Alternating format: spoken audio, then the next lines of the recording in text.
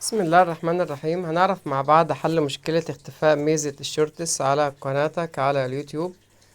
بنتأكد ان احنا محدثين القناة على احدث اصدار، بنضغط على جو متجر بلاي وبنبحث على تطبيق اليوتيوب ونتأكد انه مش محتاج اي تحديث معانا، يكون مكتوب فتح جنبه كده، ما يكونش مكتوب تثبيت او تحديث.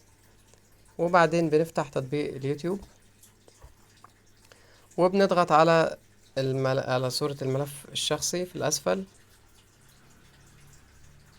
وهنا عندنا في الأسفل بننزل على المساعدة والملاحظات، بنضغط عليها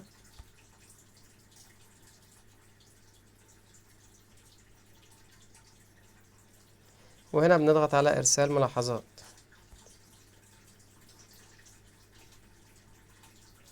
هنقول له البدء، سماح، وهنا ممكن نبعت ريكورد. نضغط هنا نتحدث إن احنا في مشكلة في ميزة الشورتس مختفية في القناة، وطب كده اللي تتحل معانا المشكلة مباشرة بخلال 24 ساعة. لو عجبك الفيديو ما تنسناش باللايك والاشتراك في القناة، ودمتم في أمان الله.